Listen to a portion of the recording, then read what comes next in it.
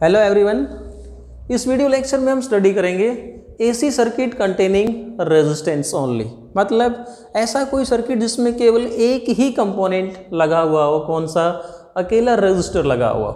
अब यदि इस रजिस्टर के अक्रॉस में हम कोई सोर्स ऑफ अल्टरनेटिंग करंट या अल्टरनेटिंग ईएमएफ लगाते हैं, then what will be the behaviour of current and voltage when pass through this resistance. हम इस चीज़ को यहाँ पर स्टडी करेंगे।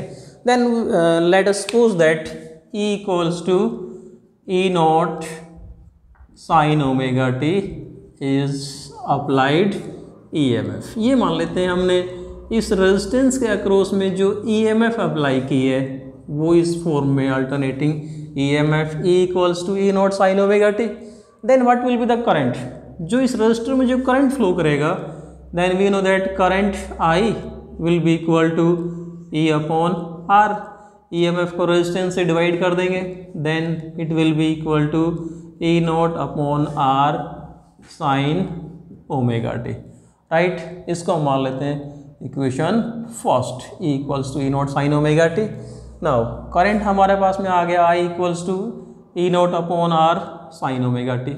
This E naught is maximum EMF, और इस मैक्सिमम वोल्टेज को या मैक्सिमम EMF को जब हम रेजिस्टेंस से डिवाइड कर देंगे तो ये क्या बनेगा, maximum current. So we can say that I naught is equal to E naught upon R। यदि हम यहाँ पुट कर देंगे E नॉट अपॉन R की जगह I naught, then the form of current will be I equals to I naught sine omega t. So we can say that this is the instantaneous current passing through this resistor. अब यदि यहाँ पर हम एक चीज़ और clear करते हैं कि what will be the direction of current, यहाँ पर हमने करंट की डायरेक्शन को शो नहीं किया है।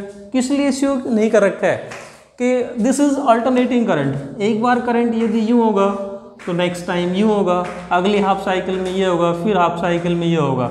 राइट, अगर इस AC सोर्स की जगह हमारे पास में सेम रजिस्टर R में यदि हम कोई DC सोर्स लगा देते, then we can say that direction of current is this always. और उस केस में हम ओम्स लॉ को कैसे अप्लाई करते, V equals to IR। Right, so हमारे पास में यहाँ पर form of current is this I equals to I naught sine omega T.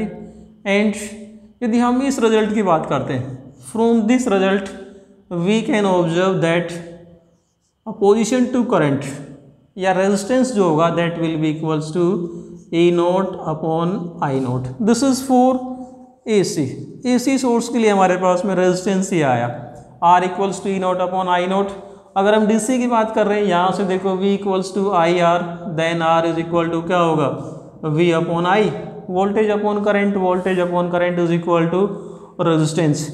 तो इट मीन्स यदि हम AC सोर्स की बात करें या फिर DC सोर्स की बात करें, रेजिस्टेंस की जो नेचर है वो क्या आ रही है, voltage potential difference across resistance upon current. यहाँ भी बात कर रहे हैं कि E क्या है, voltage difference across this resistor, उसको हम किससे डिवाइड कर देंगे, करंट से, तो क्या आएगा, रेजिस्टेंस। इसी तरीके से हम यदि DC सोर्स की बात करेंगे तो DC सोर्स के लिए भी वोल्टेज को करंट से डिवाइड कर देंगे, क्या आएगा, रेजिस्टेंस। इट मीन्स अब हमारे पास में यहाँ से जो वन रिजल्ट जो आ गया वो क्या आता है, रेजिस्टेंस वर्क्स इक्वली।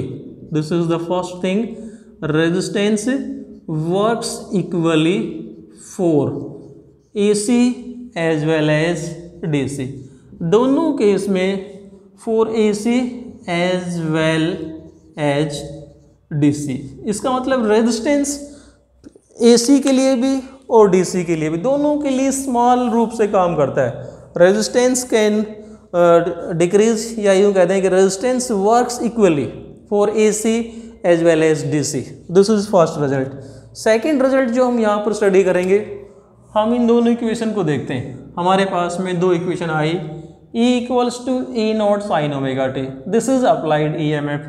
और हमने यहाँ से करंट की फॉर्म क्या निकाली, अगर ये EMF है तो current will be in this form I equals to I naught sine omega t. And we know that what is phase.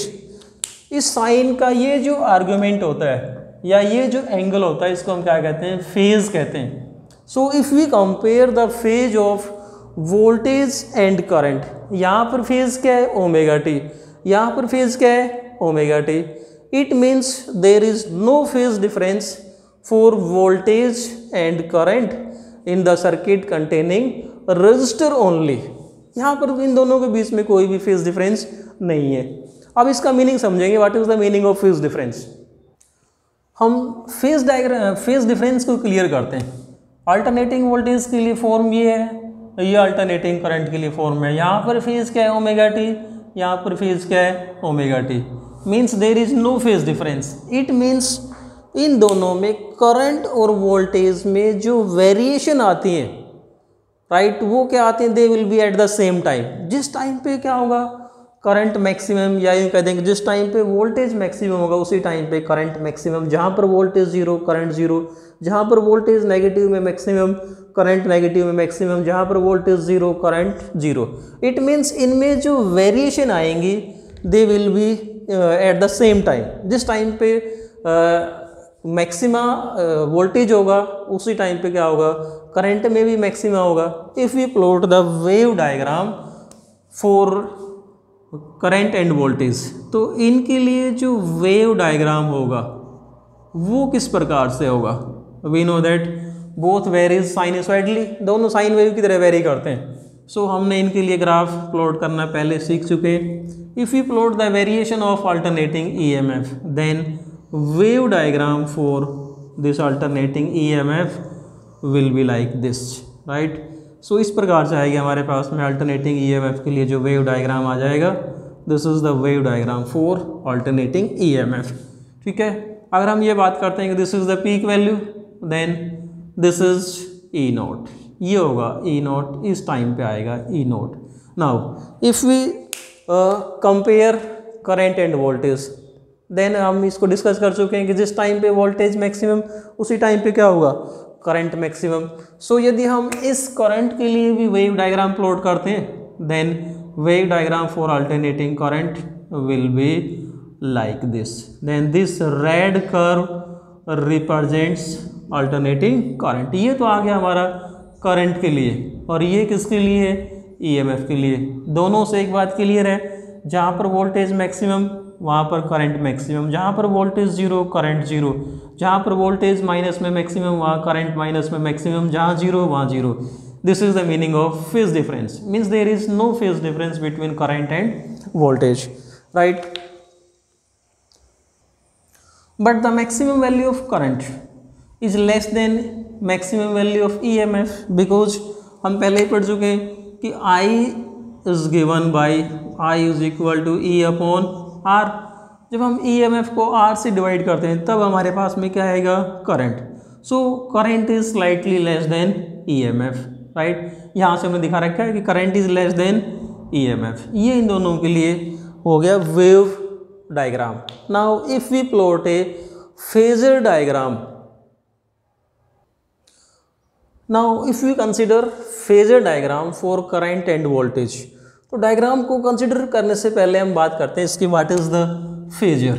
इसको समझते हैं फेजर क्या होता है, right. Phasor is a rotating vector, ये एक प्रकार का रोटेटिंग वेक्टर होता है and which is used to represent any physical quantity, कोई फिजिकल क्वांटिटी जो साइनसॉइडली वेरी करती है उसको रिप्रेजेंट करने के लिए हम क्या करते हैं, फेजर डायग्राम का यूज़ करते हैं, राइट, या फेजर वेक्टर का यूज़ करते हैं। क्या होता है फेजर वेक्टर, यानी कोई भी फिजिकल क्वांटिटी जो साइन वेव की तरह वेरी करती है। वी नो दैट यहाँ पर हम करंट और वोल्टेज बोथ वेरीज साइनसॉइडली, तो इन दोनों को रिप्रेजेंट करने के लिए हम क्या करेंगे, फेजर वेक्टर की हेल्प लेते हैं, राइट। और फेजर जो होता है it rotates with the same velocity as the physical quantity. जैसे हम करें वोल्टेज की बात करेंगे तो वोल्टेज के लिए हमने एंगुलर वेलोसिटी क्या ले रखी थी यहाँ पर, ओमेगा। करंट के लिए एंगुलर वेलोसिटी क्या है, ओमेगा।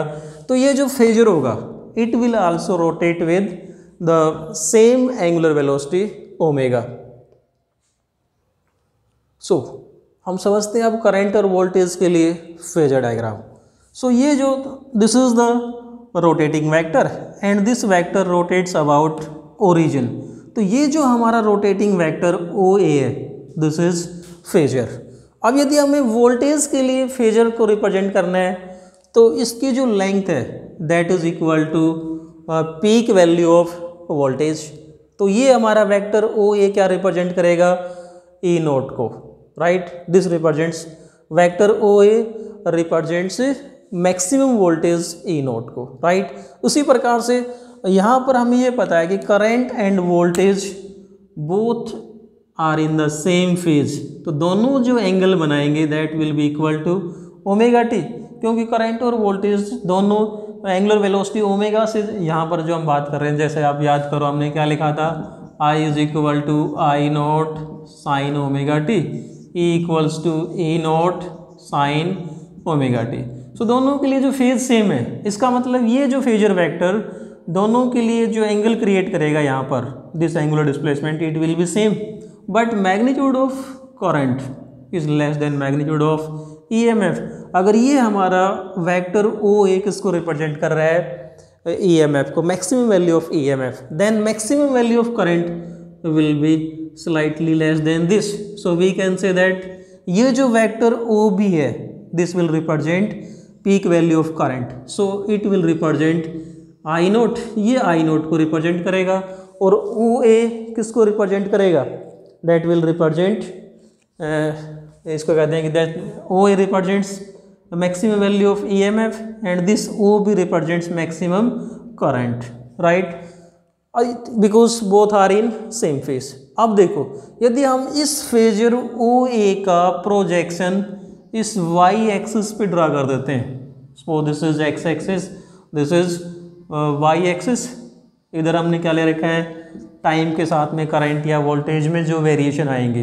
देखो अब इसका इस ए का हमने प्रोजेक्शन यहाँ ड्रा कर दिया, then this projection, what will this projection represent. देखो हम इसको, इस बात को क्लियर करते हैं, suppose this angle is equal to omega t, then this angle will be also equal to omega t, और इसको हम नाम दे देते हैं सी। Then in triangle O A सी, इस ट्राइंगल ओ ए सी की यदि हम बात करते हैं, in triangle O A C, O C upon O A, O C upon O A, देखो एंगल के सामने वाली साइड क्या होगी, perpendicular upon hypotenuse, that will be equal to sine omega t.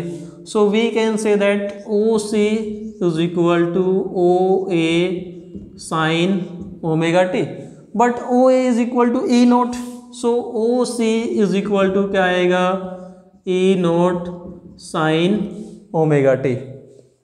So this O C will be the instantaneous EMF and we can say that E is equal to E naught sin omega। So हमने क्या prove कर दिया कि इसका projection, देखो जब हमारा ये फेजर यहाँ पर है तो इसका प्रोजेक्शन यहाँ आएगा, अगर ये फेजर यहाँ होता है तो इसका प्रोजेक्शन यहाँ आता, अगर ये फेजर यहाँ होता तो प्रोजेक्शन यहाँ आता है। मतलब कहने का मतलब क्या हुआ, जैसे जैसे ये हमारा फेजर रोटेट करेगा उसी के अकॉर्डिंग क्या होगी, इसका जो प्रोजेक्शन है ये भी चेंज होता रहेगा, और वी कैन से दैट इस फेजर का जो प्रोजेक्शन है that will give the instantaneous EMF. So हमने क्या यहाँ पर क्या कैलकुलेट किया, E is equal to E naught sine omega t. We can say that phasor projection of this phasor give instantaneous voltage, क्या फॉर्म आई, E is equal to E naught sine omega t. In the same way ये जो हमारा phasor O B है, अगर हम इसका projection draw कर देंगे, then the projection of this vector O B, ये कह देंगे projection of phasor O B will give instantaneous current and that will be equals to, देखो फिर से ये angle omega t, again this will be equal to omega t. So जैसे हमने ये कैलकुलेट किया था, इन द सेम वे क्या आएगा, I is equal to I naught sine omega t. This is the phasor diagram for the circuit containing resistor only. ये था हमारे पास में article AC circuit containing resistance only. Next video में हम दूसरा कंपोनेंट लेंगे जिसको हम बोलते हैं inductor, and we will discuss that in the next video. Thanks and keep on watching.